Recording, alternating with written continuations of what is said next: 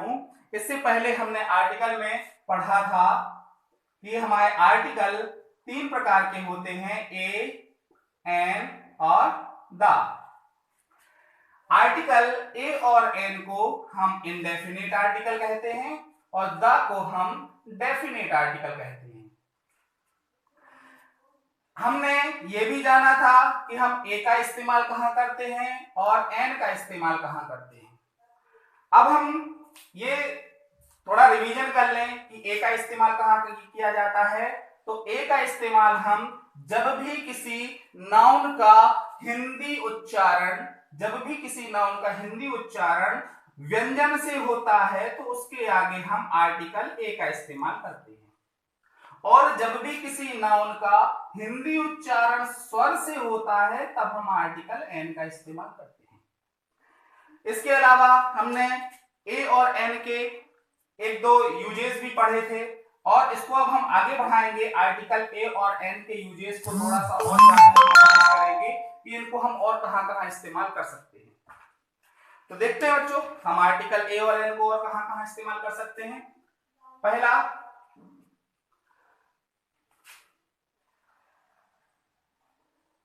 ए और एन का यूज।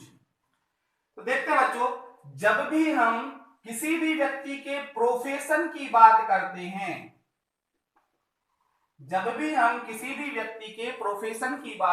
हैं, तो उसके पहले हम आर्टिकल ए और एन का इस्तेमाल करते हैं। इसको हम थोड़ा सा लिख देते हैं।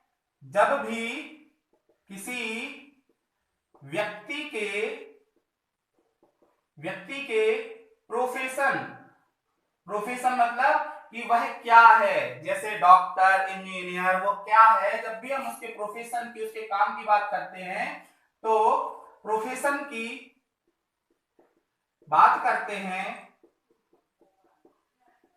तो उस प्रोफेशन के नाम के आगे ए या एन का यूज हम करते हैं। जैसे नर्स, नर्स। देखो बेसिक जो है उसका वो वही रहेगा, ये नहीं कि कुछ और इस्तेमाल हो जाएगा, है ना। ये तो ना से शुरू हो रहा है तो ये ए का इस्तेमाल होगा ही होगा, यहां पर आपको कंफ्यूजन होना नहीं है। Second, a doctor, a teacher. अब जैसे कोई भी प्रोफेशन जिसका उच्चारण हमारा उससे हो रहा है, जैसे इंजीनियर, तो हम एन का इस्तेमाल करेंगे। तो ऐसे जो भी प्रोफेशन होंगे हमारे, जो भी हम प्रोफेशन की बात करेंगे जहां पर भी, तो वहां पर हम आर्टिकल ए और एन का इस्तेमाल करते हैं। इसके लिए हम एक दो सेंटेंसेस अपन लेते हैं, एक दो सेंटेंसेस समझते हैं। जैसे एग्जाम्पल लेते हैं, शी इज डैश नर्स। तो आप समझ जाएंगे कि शी इज अ नर्स। जैसे बोलूं, ही इज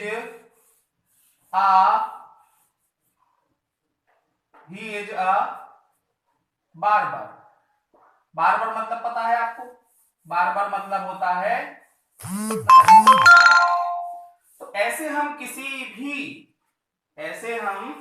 भी प्रोफेशन, ये सब क्या है? प्रोफेशन है। ये क्या है? प्रोफेशन है। प्रोफेशन ऊंचा या बड़ा नहीं होता, प्रोफेशन होता है, चाहे जो भी हो। तो she is a nurse, he is a barber. ठीक है, समझ में आया? इसको आप नोट कर लो या फिर स्क्रीनशॉट ले लो, इसके आगे का अपन फिर करते हैं। ठीक है,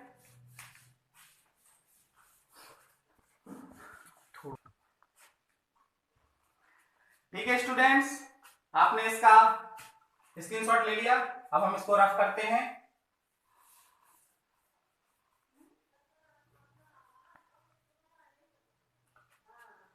आगे देखते हैं हम आर्टिकल ए और एन का इस्तेमाल और कहां कहां कर सकते हैं। सेकंड, ए और एन का ही पढ़ रहे हैं, बार बार लिखने की कोई जरूरत नहीं है। जब हम प्रति वस्तु कीमत या प्रति वस्तु प्रति व्यक्ति आय की बात करते हैं तो A/N का यूज किया जाता है।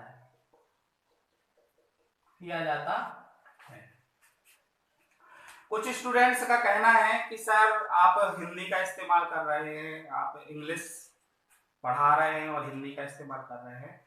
तो इसके लिए मैं आप लोगों को बता दूं कि देखो, मैं जहां पर हूं, मैं जिस एक विलेज में रहता हूं मैं, तो वहां पर जो स्टूडेंट्स हैं उनको माहौल नहीं मिलता है इतना कि वो तुरंत ही वो इसको इंग्लिश में कन्वर्ट कर ले या इसको इंग्लिश में पढ़ ले, समझ लें। तो मैं अभी उनके हिसाब से पढ़ा रहा हूँ जिनको इस बार में कोरोना के काल में स्कूल जाके नहीं पढ़ा पाया। तो मैं अभी उन लोगों के लिए ध्यान में दे रहा हूँ। ऐसा नहीं है कि आपको ये समझ में नहीं आ रहा होगा, आपको भी ये समझ में आ रहा होगा, तो थोड़ा सा आप कोऑपरेट कीजिए, फिर इसको अपन आगे फिर और अच्छे से देखते हैं। अभी हमारे स्टूडेंट्स का 10th एंड 12th का एग्जाम है और इंग्लिश एक बहुत इंपॉर्टेंट सब्जेक्ट है। यहाँ पर सबसे ज्यादा बच्चे इंग्लिश में ही फेल हो जाते हैं, तो उन्हीं के लिए मैं अभी ये वीडियोस बना रहा हूँ। तो आप थोड़ा सा कॉपरेट कीजिए, फिर देखते हैं। तो जब भी हम प्रति वस्तु कीमत या प्रति व्यक्ति आय की बात करते हैं तो हम A और N का यूज करते हैं। जैसे आप कभी बोल दो कि भैया आप कितने रुपए पर महीने कमा लेते हैं, तो जैसे कोई 15,000 रुपए कमा लेता है, कोई 5,000 रुपए कमा लेता है। तो ऐसे हो गया कि जैसे शी अर्न्स, एग्जाम्पल ले रहे हैं, she earns 15,000 rupees, 15,000 a month। वह 15,000 रुपए एक महीने में कमाती है। यहां पर जो ये दर्शा रहा है, ये पर को दर्शा रहा है। ये जो है वो पर के लिए इस्तेमाल हो रहा है कि पर मंथ ये कितना कमाती है, 15,000 रुपए कमाती है। जैसे he can run 2 kilometre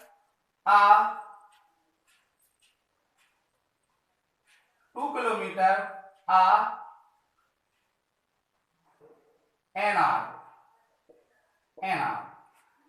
he can run 2 kilometre an hour।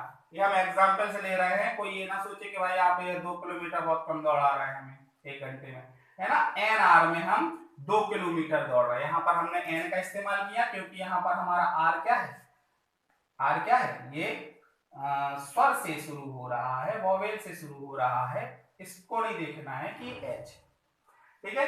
तो ये आप स्क्रीनशॉट ले लीजिए। अच्छा, एक और एग्जांपल देख लेते हैं।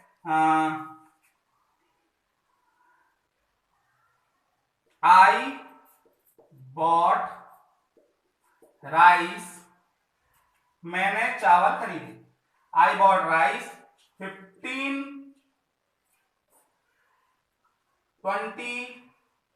Rupees a kilo, 20 rupees a kilo. मैंने 20 रुपए किलो के हिसाब से चावल खरीदे। मैंने 20 रुपए किलो के हिसाब से चावल खरीदे, मतलब पर किलो कितने कीमत है चावल की, 20 रुपए है। समझ में आया। तो ऐसे हम इस्तेमाल करते हैं कि जब भी देखो परीक्षा में जब भी आर्टिकल आता है, आर्टिकल बच्चों को लगता है बहुत सरल है, ए एंड द इस्तेमाल कर दिया तो ये लो, ठीक है। इस्तेमाल कुछ भी लगा दिया, नहीं समझ में आया लगा दिया, है ना। या जैसे कई बार बच्चे समझ लेते हैं अरे ये है तो द का इस्तेमाल हो जाएगा। तो क्या है कि हमें सबसे पहले समझने की कोशिश करना है कि कौन सी चीज कहां पर आनी है, ए कहां पर आएगा, एन कहां पर आएगा और द कहां पर आएगा। तो इसका आप स्क्रीनशॉट ले लीजिए, फिर अपन इसके आगे बढ़ते हैं।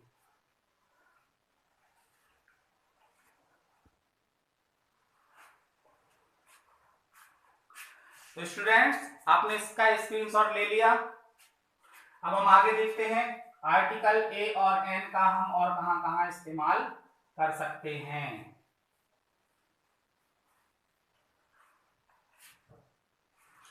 देखते हैं स्टूडेंट्स, कई बार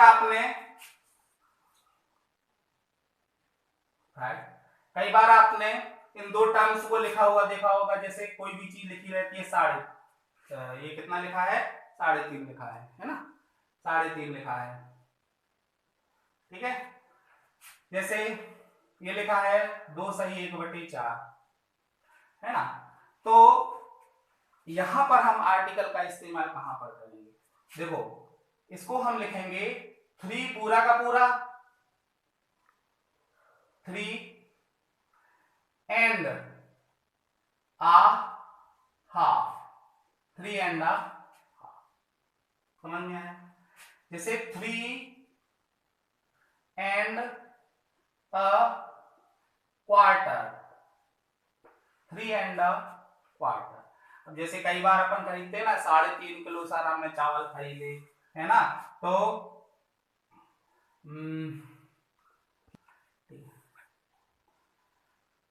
सॉरी स्टूडेंट्स यहाँ पे 2 रहेगा, sorry 2 and a quarter, okay. चलो जैसे हम लिखते हैं कभी कभी के तुमने 4.5 किलो शक्कर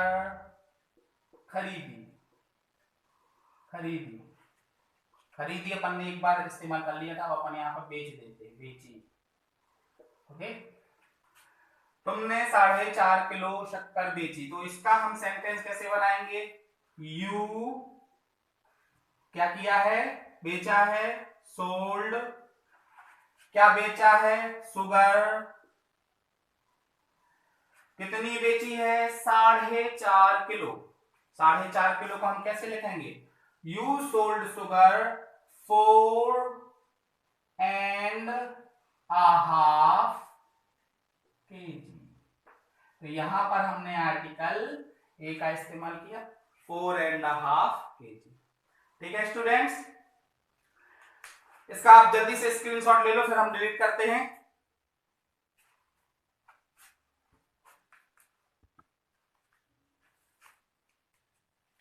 समझ में आया स्टूडेंट्स। तो ऐसा जब भी अभी आपको कभी भी मिले, जैसे एग्जाम में आ गया तो ये सेंटेंस आया है, तो आपसे अब बन जाएगा कि हमें देखना है। अच्छा, आपके मन में एक डाउट आ सकता है कि भैया यही क्यों, हाफ किलो क्यों, है ना। यहाँ पर क्या हम कुछ और नहीं कर सकते हैं, जैसे कुछ भी जो कि आप किसी और कीमत में लिखते हो, जैसे 35 मतलब 5 किलो है ना, 5 किलो क्यों आपके मन में आ सकता है। ये देखो हिंदी का ऐसे 5 बनाते थे, ठीक है, तो 5 किलो ऐसे आ सकता है। तो अब 5 किलो पहले से ही 5 है, अब उसको आप ए क्या बोलोगे, ए बोल सकते हो क्या, ये पहले से ही 5 है तो इसको आप 5 नहीं बोलोगे। और ये जो हाफ है ये एक का ही हाफ है, इसलिए तो हमने आ हाफ किलो लिखा है, ये एक का ही 1/4 हिस्सा है। तो हमने क्या लिखा है कि आ क्वार्टर, समझ में आ रहा है। 5 में नहीं आएगा, 5 पहले से ही 5 है। अच्छा आपको हम सॉरी एक चीज बताना आपको भूल गए थे, वो भी देख लेते हैं। एक चीज समझ लीजिए आप, ये अच्छा आया, ये चीज समझ लीजिए कि ए और एन और द हम जब पढ़ाएंगे तब पढ़ाएंगे, पहले ए और एन और द दोनों में देख लेते हैं कि हम दोनों का इस्तेमाल नाउन के आगे तो करते हैं, परंतु वो कौन सा नाउन हो जहां पर है हम ए और एन का और द का इस्तेमाल करते हैं। तो देखो स्टूडेंट्स, सबसे पहले आपको एक चीज दिमाग में बिल्कुल फिक्स बिठा लेनी है कि ए का इस्तेमाल हम एससीएन को हम बोलते हैं singular countable noun, singular countable noun. A और एन का इस्तेमाल हम सिंगुलर काउंटेबल नाउन के पहले ही करते हैं। दा का इस्तेमाल भी हम एससीएन के पहले करते हैं, दा का इस्तेमाल भी हम एससीएन के पहले करते हैं, परंतु ए और एन का इस्तेमाल पीसीएन के पहले कभी नहीं होता। पीसीएन मतलब plural countable noun. Plural countable noun मतलब एक से ज्यादा चीज हुई और वहां पर ए और एन नहीं आएगा। ए और एन नहीं आएगा। एक से ज्यादा चीज हुई और एक ए और एन नहीं आएगा। परंतु दा में कुछ कंडीशंस ऐसी बन जाती हैं कि वहां पर हम पीसीएन का इस्तेमाल कर सकते हैं, प्लूरल काउंटेबल नाउन का इस्तेमाल कर सकते हैं। इसको आप बहुत ही इंपॉर्टेंट बना के अपनी कॉपी में बिल्कुल नोट कर लो। हम यहीं पर हैं, कहीं नहीं जा रहे हैं अभी। बिल्कुल नोट कर लो आप इसको अपनी कॉपी में, ये नहीं भूलना। पता चला वहां पर आया है वहां पर आया है कि 5 स्टूडेंट्स और आप जो है यहाँ पर ए का इस्तेमाल करके चले आ गए। बहुत बहुत अच्छे अच्छे बच्चे हैं जो ए और एन का इस्तेमाल यहाँ पर कर देते हैं। क्यों? क्योंकि वो सिर्फ इस पे दिमाग देते हैं स्टूडेंट पे, बस स्टूडेंट को हम गिन सकते हैं, है ना? समझ में आ रहा है? तो ऐसे नहीं करना है, हमें ध्यान से देखना है कि एक मतलब एक। क्यों? क्योंकि इसको हम अलग भाषा में एक भी तो बोलते हैं, आ का मतलब एक भी तो होता है। तो हम यहाँ पर क्या क्या करेंगे, हम सिंगुलर काउंटेबल नाउन के पहले ही ए और एन का इस्तेमाल करेंगे। दा का इस्तेमाल एससीएन के पहले हो जाएगा, बिल्कुल हो जाएगा। और ए और एन का हम पीसीएन के पहले इस्तेमाल नहीं करेंगे, सॉरी नहीं करेंगे, ठीक है। परंतु इसमें हम दा का इस्तेमाल करेंगे, ठीक है। प्लूरल काउंटेबल नाउन के पहले ए और एन का इस्तेमाल नहीं करेंगे और दा का इस्तेमाल हम पीसीएन के पहले कर सकते हैं। आप नोट कर लिया? चलो हम आगे बढ़ते हैं, जल्दी से देखते हैं नेक्स्ट देखते हैं। जो भी नंबर हो आप डाल लेना, जो भी हो। देखो एक बात और याद रखें कि प्रॉपर नाउन के पहले आर्टिकल यूज नहीं किया जाता। आर्टिकल यूज नहीं किया जाता। प्रॉपर नाउन के पहले हम आर्टिकल का इस्तेमाल नहीं कर सकते हैं। फिर भी नियम है कि यदि प्रॉपर नाउन स्पीकर मतलब वक्ता के लिए अनजान हो। मतलब मैं नहीं जानता कि ये प्रॉपर नाउन जो है, प्रॉपर नाउन आप जानते होंगे, राम श्याम सीता सुनीता पुनीता, ठीक है, आप ये जानते होंगे। तो प्रॉपर नाउन यदि वक्ता के लिए अनजान है तब हम ए और एन यूज करते हैं। समझ में आ रहा है? प्रॉपर नाउन स्पीकर मतलब वक्ता के लिए अनजान हो, बोल रहा हो जो जिसके बारे में बोल रहा हो। तो यदि प्रॉपर नाउन वक्ता के लिए अनजान हो तो उस प्रॉपर नाउन के पहले तब हम ए एन यूज कर सकते हैं। जैसे हम लोग पुराने गाने सुनते हैं, है ना? कई सारे बच्चे होंगे जो पुराने सिंगर्स को नहीं जानते हैं, परंतु नए सिंगर्स को सब लोग जानते हैं। अब मान लो नए सिंगर्स आज से 70 साल बाद कोई गाना सुन रहा होगा अरिजीत सिंह का और नए वाले कोई और होंगे। अब तो देखते हैं कि कैसा एक सेंटेंस बन सकता है। He is listening songs of an Arijit. He is listening songs of an Arijit. जैसे मान लो आप किताबें पढ़ते हैं, आपको नहीं पता, है ना, आप नहीं जानते, उसके बारे में जानते नहीं हो, आपने देख लिया है कि जैसे मान लो the book is written by कोई भी आप ले सकते हो, सुरेश। मतलब अब ये सुरेश जो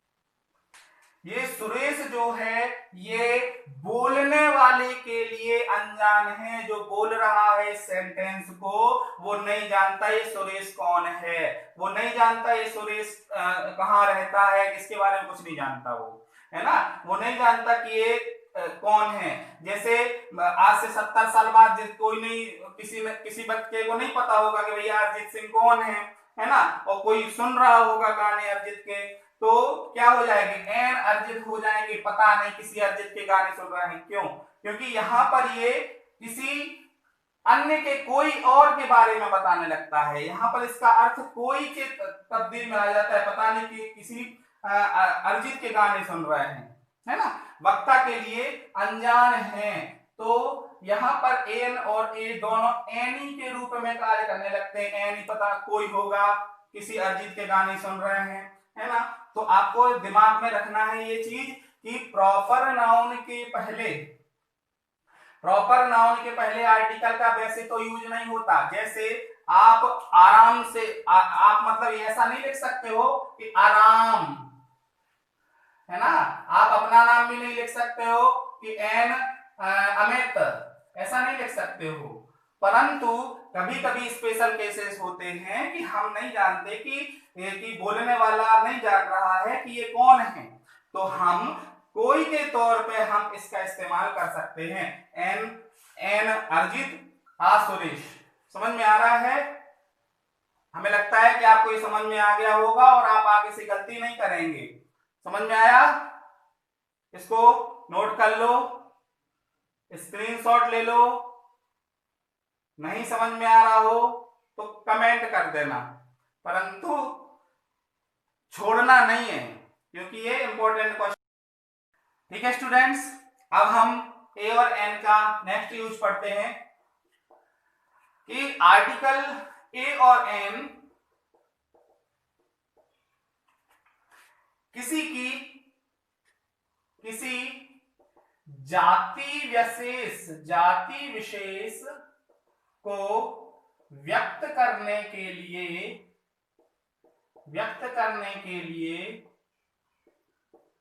ए और एन का इस्तेमाल करते हैं। ठीक है, अब हम आगे का नहीं लिख रहे हैं, किसी जाति विशेष को व्यक्त करने के लिए। जैसे आप जाति, जैसे a dog is a animal, a dog is a animal. अब यहाँ पे देखो ये भी है, ये भी है, मतलब यहाँ पे ये बात की जा रही है कि कुत्ते जो हैं वो क्या हैं, जानवर हैं। जानवर, ये जाति बता रहा है, कि कुत्ते जो हैं वो जानवर हैं। ठीक है, अब यहाँ पर कोई पर्टिकुलर कुत्ता नहीं है, पर्टिकुलर डॉग नहीं है कोई, ये हर एक जो भी डॉग्स हैं वो सब के सब क्या हैं, एनिमल हैं। ठीक है, जैसे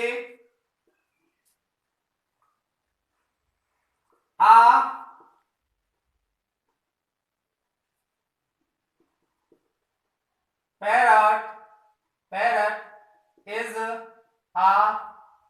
सॉरी, यहां पर एन आएगा।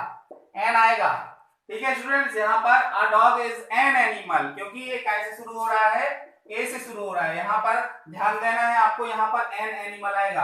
अ पैरट इज अ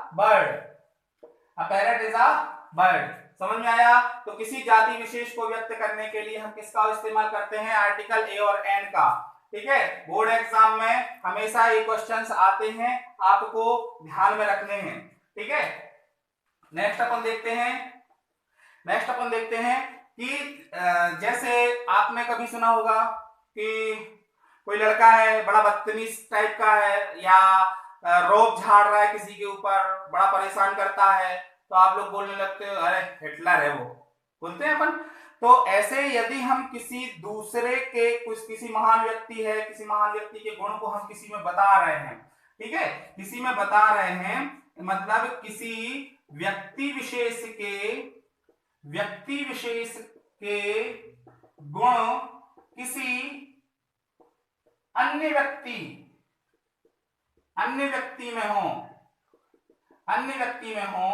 तो उस व्यक्ति विशेष के नाम के पहले, अभी देखो अपन ने पढ़ा था प्रॉपर नाउन के पहले हम आर्टिकल का इस्तेमाल नहीं करते, परंतु फिर आया ये व्यक्ति विशेष के नाम के पहले ए और एन यूज करते हैं। जैसे कोई लड़का बड़ा सत्यवादी होता है, बहुत अच्छा, बहुत ज्यादा सत्य बोलता है, हम बोलने लगते हैं क्लास में he is a Gandhi, he is a Gandhi. यहाँ पर गांधी क्या है? गांधी महात्मा गांधी की बात नहीं हो रही यहाँ पर महात्मा गांधी के गुण की बात हो रही है कि ये जो है ये गांधी की तरीके ज्यादा ही सत्य बोलता है। जैसे she is a Lata Mangeshkar,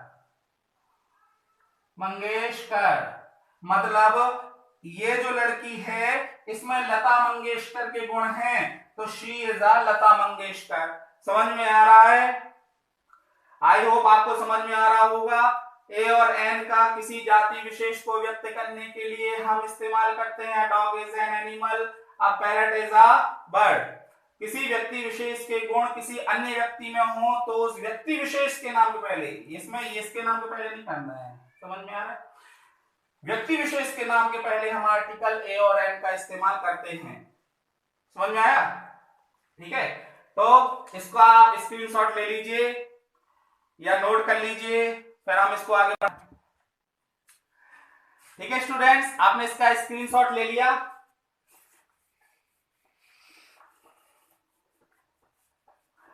अब देखिए स्टूडेंट्स, आपको जो है पढ़ाई में मन लगाना है, आपको पढ़ने में मन लगाना है। हम आपकी हेल्प कर रहे हैं, आपके हर क्वेश्चंस का आंसर भी हम देंगे। यदि आपको कोई भी डाउट हो कि आज आपको कुछ भी समझ में नहीं आया हो तो आप इससे पहले वाला वीडियो जिसकी लिंक डिस्क्रिप्शन में दी गई है तो आप उसको देख सकते हैं। और यदि आपको फिर भी कुछ समझ में ना आए, आपके मन में कोई भी डाउट हो तो आप हमें कमेंट में लिख करके बता सकते हैं। मैं आपके हर एक कमेंट को पढ़ के उसका आंसर दूंगा। समझ में आ रहा है? आप क्वेश्चंस अपने मन में मत रखिएगा। आपको बोर्ड एग्जाम देना है तो बोर्ड एग्जाम ऐसा नहीं है कि मन से कुछ भी कर दिया, कुछ भी हो गया, है ना। आपको बहुत अच्छे से पढ़ाई करनी है। और सुन रहे हैं कि अभी तो बोर्ड एग्जाम बहुत लेट भी होंगे, तो बिल्कुल जुट जाओ, पढ़ो, बिल्कुल दिल लगा के पढ़ो। जितना आपको समय मिलता है उस समय को बिल्कुल डेली इस्तेमाल करो। ऐसा नहीं कि आज 2 घंटे पढ़ लिया, कल 5 घंटे पढ़ लिया, परसों 10 घंटे पढ़ लिया, एक दिन से पढ़ाई नहीं। आप 4 घंटे पढ़ो, रोज 4 घंटे पढ़ो, हमेशा बिल्कुल कंटिन्यूटी बना के रखोगे, आपको हमेशा सफलता मिलेगी। आपको समझ में आ रहा है? ठीक है स्टूडेंट्स, आगे हम इस वीडियो को यहीं पर समाप्त करते हैं। इसके आगे अगले वीडियो में हम दा का यूज पढ़ेंगे, दा के बहुत सारे इस्तेमाल हैं उनको हम पढ़ेंगे। ठीक है स्टूडेंट्स, तो इस वीडियो को यहीं समाप्त करते हुए bye bye, take care, thank you.